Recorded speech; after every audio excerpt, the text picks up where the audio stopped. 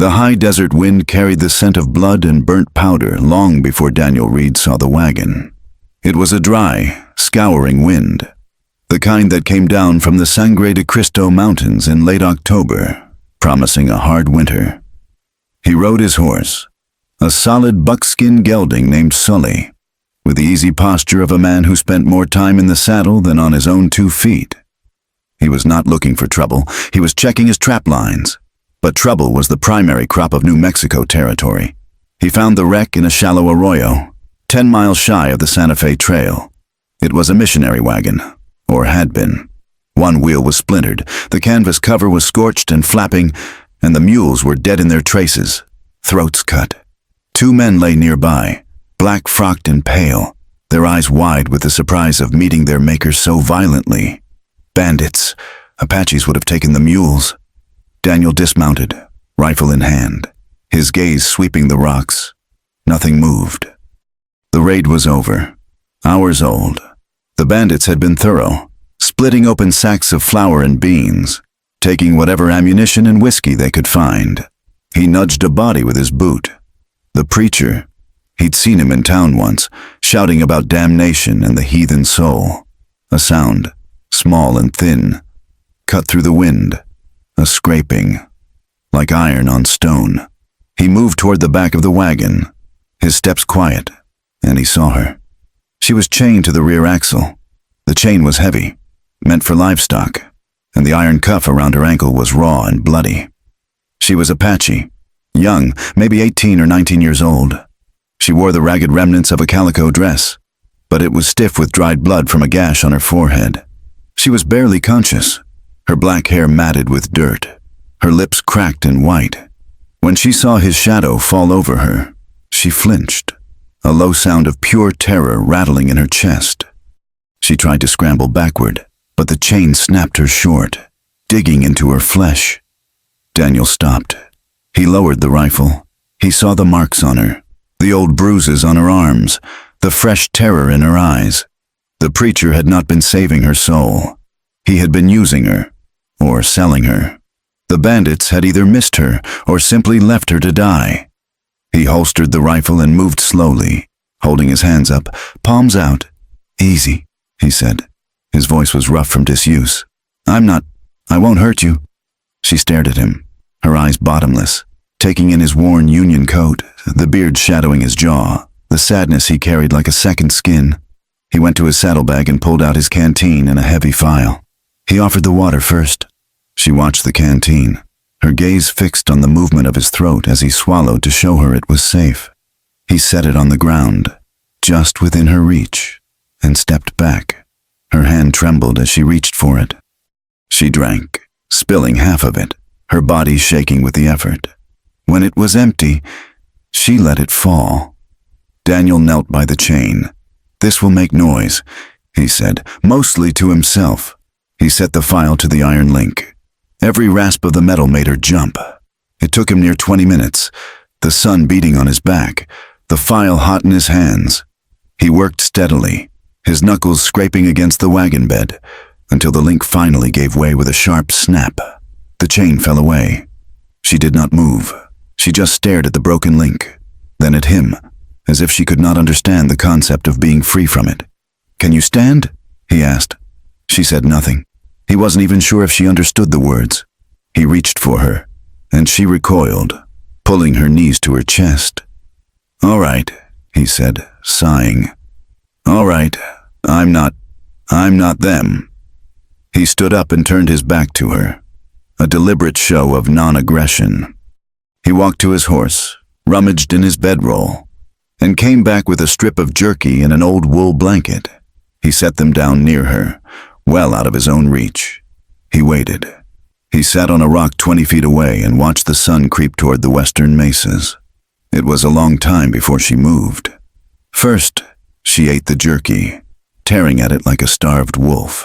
Then, slowly, painfully, she pulled herself to her feet, using the broken wagon wheel for support. She was small, thin as a willow switch, but she stood straight. She looked at him, then at the vast, empty desert around them. There was nowhere to go. Daniel stood. "You come with me. You'll be safe." You stay here. You'll be dead by morning. Coyotes or the cold." He mounted Sully. He waited, the buckskin shifting under him. He knew he should ride on. Taking her in was a fool's errand. It was borrowing a fight with every settler, every soldier, and the territory government itself. He was a man who wanted only to be left alone, to nurse the wound that had never healed.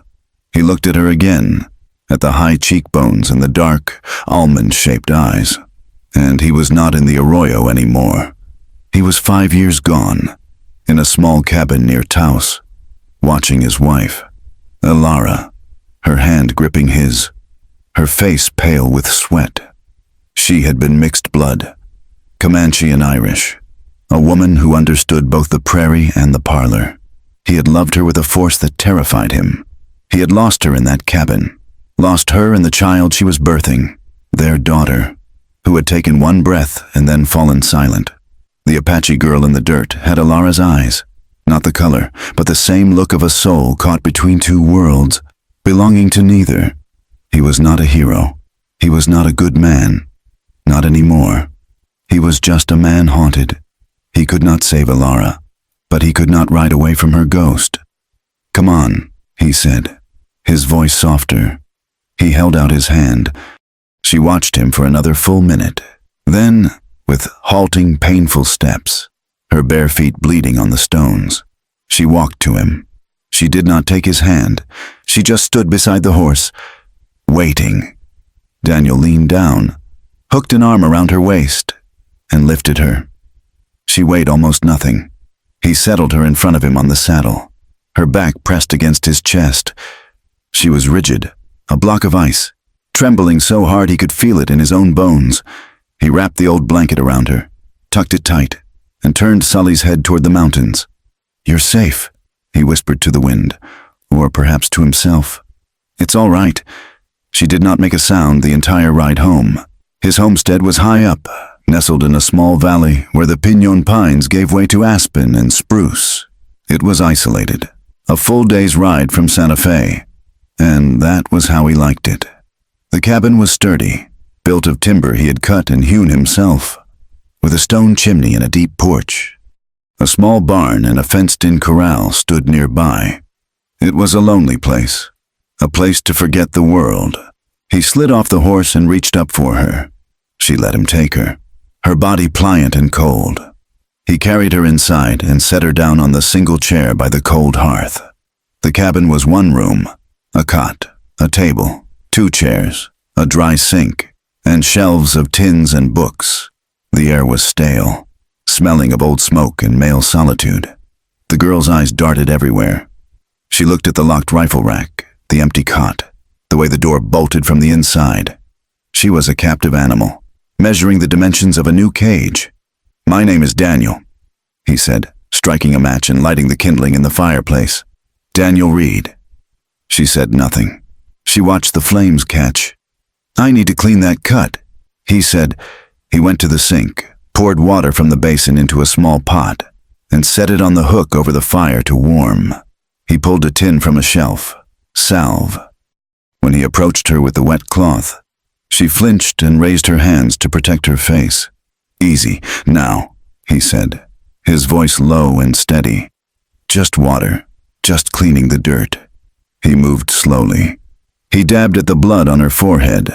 The cut was shallow but dirty. She hissed when the warm water touched it, but she let him clean it. He put a dab of the stinging salve on it. Her skin was hot. She had a fever. "You need to eat something better than jerky," he said. He made a thin gruel from cornmeal and water, adding a spoonful of molasses for strength. He held the bowl out to her. She stared at it. "Food," he said.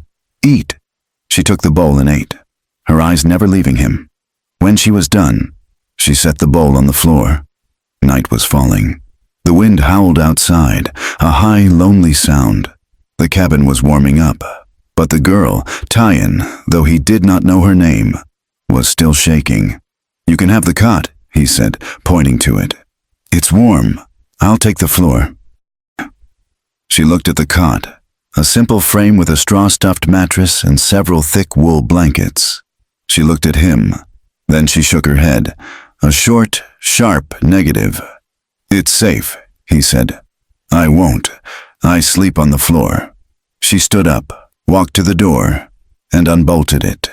She slipped outside into the freezing dark. Daniel cursed under his breath. He grabbed a blanket and followed her. She had huddled on the porch, her back against the cabin wall, her arms wrapped around her knees. "You'll die out here," he said, frustrated. "It's going to snow before morning. Get inside." She pressed herself harder against the wall, her eyes pleading. He understood. The room had one door.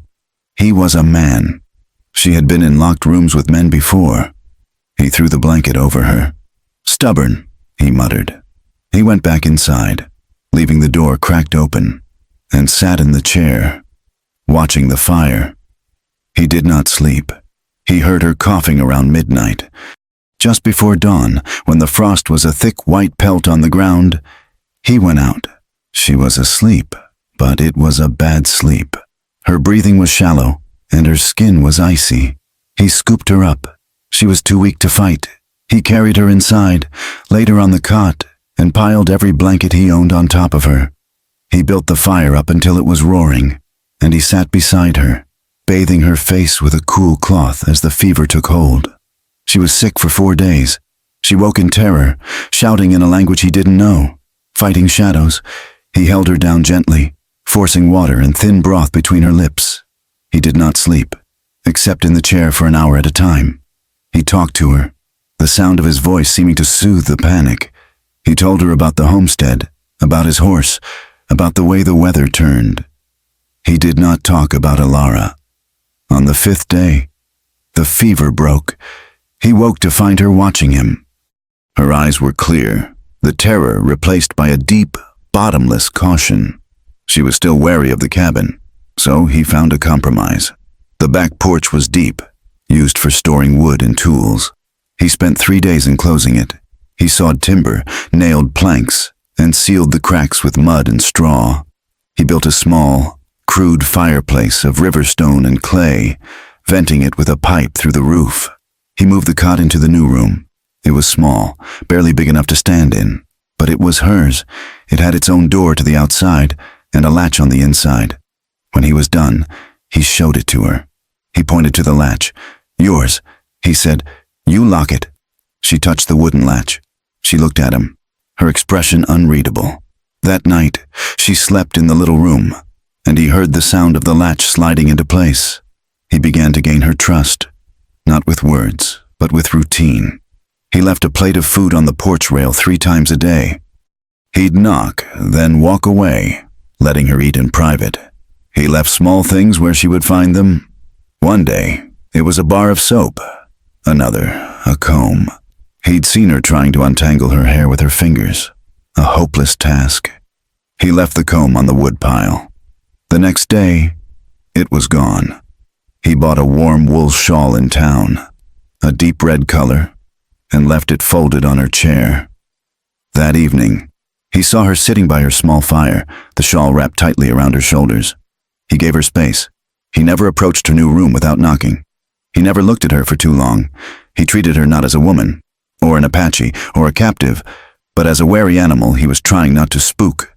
Slowly, she began to emerge. Winter closed in. The first snows dusted the peaks, and the aspens were bare skeletons. The work of survival was constant. Daniel chopped wood from dawn until his hands were raw. He repaired the fences on his corral. He ground his yearly supply of corn with a heavy stone quern. One morning, he was splitting logs when he felt her presence. She was standing 20 feet away, watching. He paused, the axe in his hand. She pointed to the axe. She said. It was the first word he'd heard her speak. He was hesitant. The axe was heavy, but he nodded. He showed her how to stand, how to brace the wood, how to let the weight of the tool do the work.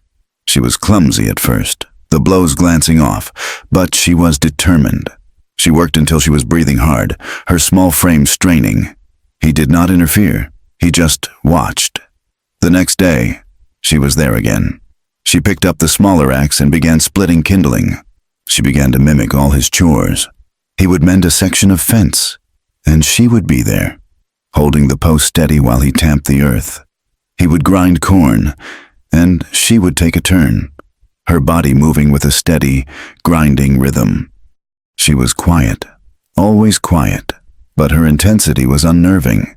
She watched his hands. She studied how he tied a knot, how he cleaned his rifle, how he banked the fire at night. She was learning him. They worked side by side for weeks, often without a single word passing between them. The silence changed. It was no longer the tense, frightened silence of her arrival. It became a shared silence, a language of mutual labor. The homestead, which had been his prison of grief, began to feel like a shared space. One night, the wind was a living thing, slamming against the cabin walls. The snow was deep outside. He had brought her into the main cabin for warmth, the fire in her small room not enough to fight the deep cold. She sat on the floor, on the bearskin rug, watching the flames.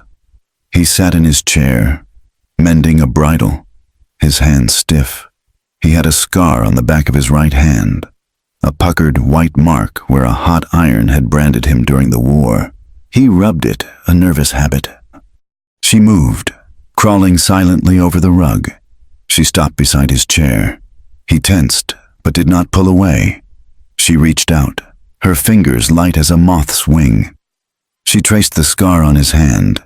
Her touch was warm, and it sent a jolt through him, a feeling so long forgotten it almost hurt.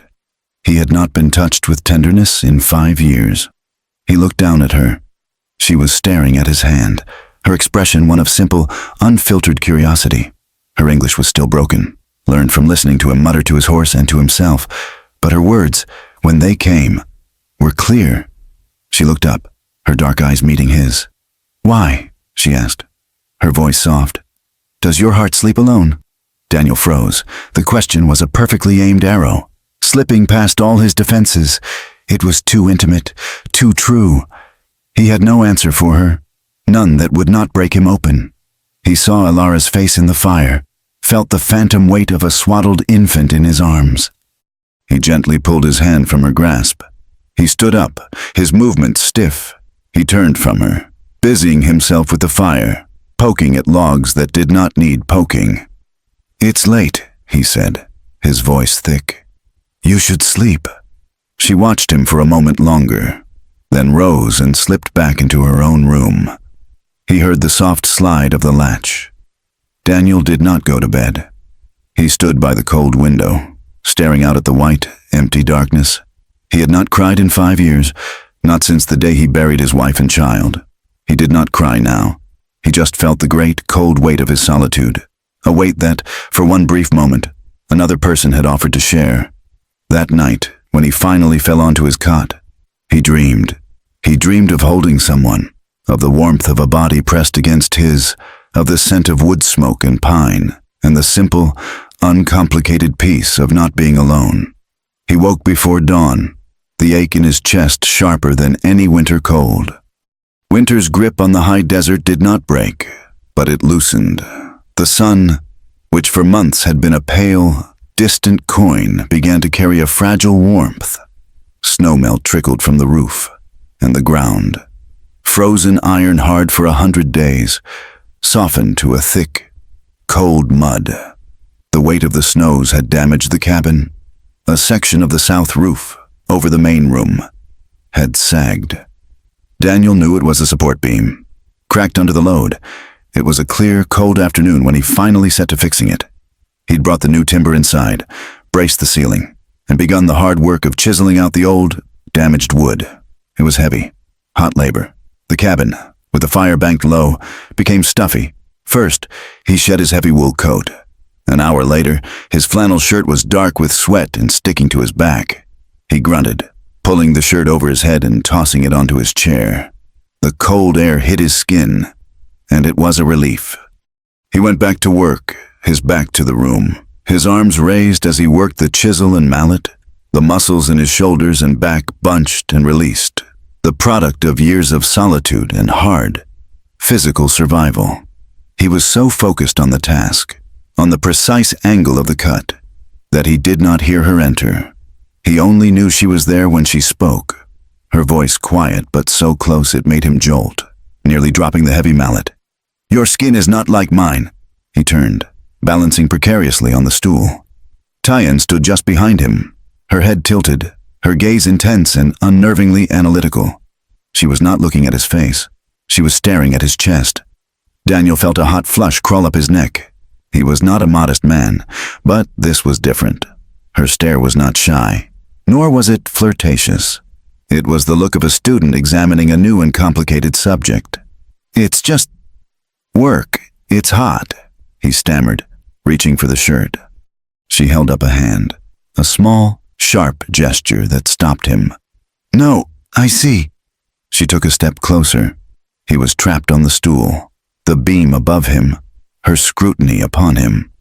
"The hair is dark, but the skin is white," she observed, as if noting the difference between pine and aspen. She watched the muscles in his arms as he held the tools. "It moves, under the skin." "Tyan, it's not proper," he said, his voice strained. She ignored him, her gaze traveling from his shoulders to his abdomen. She saw the old, faded scars from his time in the war, the white lines that crisscrossed his ribs. Her eyes were full of a profound, almost scientific curiosity. "Is this why white women want babies?" The question struck him silent. He could only stare at her. "What?" "The chest," she said, gesturing with her chin. "It is strong. They see this.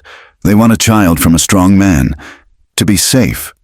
This is why?" He laughed, a short, sharp, nervous sound. He dropped from the stool, snatching his shirt from the chair and pulling it on, fumbling with the buttons. "No, that's not. People don't have children because a man's got a strong chest. It's more complicated than that." "Why?" "It just is. It's about family. It's about love, I suppose." He finished the buttons, feeling armored again, though her gaze had not softened. "Love," she repeated. The word sounded foreign on her tongue, an object she was tasting for the first time. "Love is strength?" "Sometimes," he said, turning back to the beam, his face hidden from her. "Now, I need to finish this before the cold sets in." She did not leave. She sat on the floor, her back against the far wall, and watched him work for another hour. Her question had unsettled something in him. It was the innocence of it, the way she cut through all the layers of politeness and ritual he was used to and struck at the bare, simple truth. He was strong. He had survived. And she, who had survived nothing but cruelty, was trying to understand the mechanics of his world, his body, with the same intensity she applied to setting a snare or grinding corn. From that day, the nature of her questions changed. The wall of respectful distance he'd so carefully built between them began to crumble, breached not by him, but by her relentless, guileless curiosity. They were mending a fence line, the air so cold their breath plumed in front of them. He was wrapping wire, his gloves off for the delicate work. "Your hands are rough," she said, touching the back of his wrist. He pulled his hand back. "It's from the work," he said. "Mine are rough, too," she said, holding hers out. They were calloused, the nails broken. "But yours are big. They can hold the axe. They can hold the rifle. Can they hold a small thing?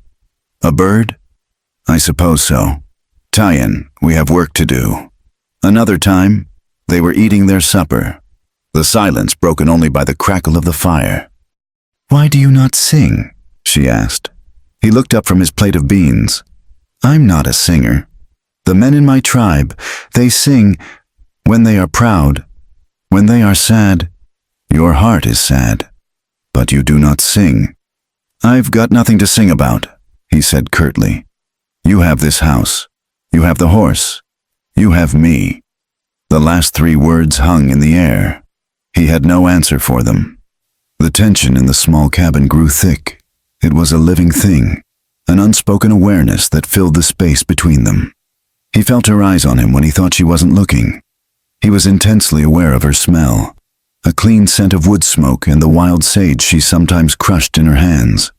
He found himself thinking of Alara less, and when he did, her face blurred, sometimes replaced by Tyan's dark, watching eyes. He fought it with a grim, stubborn desperation. This was wrong. He was her protector. She was a refugee, a victim. She was Apache, and he was white. The world outside this small, isolated valley would see it as a sin, a crime. The men in town would call her a squaw. They would call him something worse. He was nearly 40. She was barely 20. He was taking advantage of her gratitude, of her loneliness. He tried to be colder. He spoke to her less, kept his gaze fixed on his chores. But his distance only seemed to make her more determined. She was like a plant seeking the sun, and she had decided he was it. The spring thaw finally came in earnest. The creek, which had been a ribbon of ice, swelled into a rushing, muddy torrent. The air was still sharp, but the need for a real bath, one that wasn't a sponge and a cold basin in the cabin, was overwhelming. Daniel took his rifle and a bar of lye soap and headed down to the sheltered bend in the creek, where the water pooled deeper. He told himself he was going to hunt, but he left Tyann at the cabin. He needed a moment alone, away from her presence. The water was so cold it stole his breath. He stripped and waded in, his body rebelling at the shock. He scrubbed himself quickly, the harsh soap biting his skin. He was washing his hair, his head dunked under the water, when he surfaced and found her standing on the bank. She was holding his towel. "Jesus!" he yelled, stumbling back into the deeper water, dunking himself to his shoulders. "Tyann, what are you doing here? Get back to the cabin." "You hunt," she said, her voice calm. "But you bring soap." He felt the blood rush to his face, a heat that had nothing to do with the icy water. "Go, now!" She did not go. She sat on a rock, her back to him, and waited. He was trapped. He could not get out without exposing himself. He stayed in the freezing water until his teeth were chattering and his feet were numb. "Damn it, woman! Turn around! All the way!" He heard her shift. He waited. "I am turned." He climbed out, his skin blue, and grabbed the towel, wrapping it around his waist. He was shaking, as much from anger as from cold. "You can't do that. You can't just follow me. You must give a man his privacy." She stood and faced him. She looked at the towel, then at his chest, then at his face. "You were dirty. Now you are clean. I do not understand privacy." "It means alone," he said through chattering teeth. "It means where people can't see you." "I see you every day," she said. "Why is this water different?" He had no answer. He dressed quickly, his fingers clumsy on the buttons. As he was pulling on his boots, she came closer. She knelt, her eyes fixed on his leg. He had forgotten about the scar. It was on his left thigh, a puckered, ugly knot of tissue where a Confederate mini-ball had torn through the muscle. Before he could react, she reached out and touched it. Her finger traced the edge of the wound. "This one was bad?" she whispered. "It was a long time ago," he said, his voice tight. He tried to pull his leg back, but she held it fast. She leaned down. Her black hair fell forward, brushing against his skin. She pressed her lips softly to the scar. It was not a kiss of passion. It was like her question about his chest. It was an act of acknowledgement, a reverence for the wound, for the fact that he had survived it. But it ripped through him like a bolt of lightning. He jerked his leg back so fast he almost kicked her. "No, don't ever do that!" He stood, grabbing his rifle. He stalked back to the cabin, leaving her by the creek. That night, the fragile peace between them was shattered. He sat in his chair, cleaning his rifle, pointedly ignoring her. She sat by her own fire in her small room, the door open. He could feel her watching him. The silence stretched, filled with his resistance and her confusion. Finally, she spoke, her voice small, coming from the shadows of her room. "The men." "Before the black coat." He stopped cleaning. He did not look at her. "What about them?" "They hurt me." He closed his eyes. He had known, of course. He had seen the terror in her that first day. But hearing her say it, here in the safety of his home, made his stomach clench. "They were white men, soldiers, maybe. They found me, after my family. They..." She struggled for the words. They put their hands on me. They did things. When they were done, they sold me to the preacher." He set the rifle down. He looked at her. She was just a shape in the shadows, illuminated by her own small fire. "Tyen," he said, his voice thick. "You don't have to. They hurt me," she repeated, her voice stronger now, as if saying it aloud gave it a shape he could understand. "It was cold. When they touched me, it was cold and hard, like stone." She stood and came into the main room, stopping a few feet from his chair. She looked at his shirt, at the place over his heart. "But not like you," she whispered. "You are warm." He wanted to reach for her. He wanted to hold her and tell her that nothing cold would ever touch her again. But he knew, with a sickening certainty, that if he touched her now, he would be no different from them. She was not seeing him. She was seeing a protector, a source of heat. She was a half-drowned woman reaching for a log, and he could not let her mistake that for love. He stood, but he did not move toward her. He kept his hands at his sides, clenched into fists. "You are safe here, Tyen," he said, his voice rough. "I told you that. I meant it. No one will hurt you." "I am not hurt," she said, looking up at him. "I am safe, but I am not warm." She turned and went back to her room. And this time, he heard the wooden latch slide firmly into place. A week later, the storm came. It was not a winter blizzard, but a violent spring squall, the kind that brought the sky down to the earth. Rain and hail hammered the roof, driven by a wind that shrieked like a grieving woman. Thunder cracked overhead, so close the cabin shuddered. Daniel was checking the door latch when a bolt of lightning struck a pine tree on the ridge. The explosion of light and sound was simultaneous. The cabin was lit white for a second, and the crash was deafening. The door to Tyen's room flew open. She stood there, her eyes wide with terror, her hands pressed to her ears. The storms of her childhood, the thunder of guns, the violence of men, it was all one and the same to her. "It's just lightning. Tyen, it's all right," he shouted over the wind. She ran to him, not to his chair, but to his cot, where he had been preparing to sleep. She scrambled onto it and buried her face in his blankets, her body shaking violently. Daniel sighed. He sat on the edge of the cot, rubbing her back in a clumsy, paternal way. "It'll pass. It's just a storm."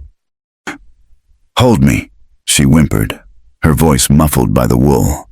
He hesitated, but the cabin shook again, and she cried out. He slid onto the cot, pulling her back against his chest, wrapping his arms around her as he would a frightened child. He was still fully dressed, his boots on the floor. He pulled a blanket over both of them. "See, it's just noise," he said, his voice rumbling in her ear. She slowly relaxed. Her trembling subsided. They lay like that for a long time, the storm raging around them, the sound of the rain a deafening drum on the roof. He could feel her breathing, feel the warmth of her back through his shirt. It was a simple, profound comfort. He had not held another person in 5 years. He had forgotten what it felt like. He thought she had fallen asleep. The storm was easing, the thunder rolling away into the distant mountains. His own eyes were heavy. Then she moved. She turned in his arms, her body flush against his, her face inches from his in the dark. "Daniel," she whispered. "It's all right. Go to sleep." "No." She pressed her hand flat against his chest, over his heart. He could feel the warmth of her palm. "I want to feel what women feel." His blood went cold, then hot. He knew exactly what she meant. "Tyen, no, this is not—" "I want the warm," she insisted. Her voice no longer frightened, but full of that same direct, honest curiosity. She pushed herself up, her lips near his. "I want to know." He stopped her. He gripped her shoulders, firmly, and held her at arm's length. She was a shadow in the dark, but he could see the glint of her eyes. "Listen to me," he said, his voice low and urgent. "What those men did, they took something from you. What you're asking for now, it's not just the warm. It's not just to know. Do you understand me?" She stared at him, confused. "This," he said, his grip on her shoulders gentle but absolute. "This between a man and a woman. It's meant to be more than just heat. It's supposed to be a choice. It's supposed to be about tenderness, about safety. Not just safety from a storm, but safety with that person." He let out a breath. How could he explain this? You deserve more than just heat. Tie-in. You deserve a choice, a real one. Not one you make in the dark, during a storm, because you're scared or because you're grateful I'm not them. It has to be more. I will not be just another man who takes from you. She was silent. He could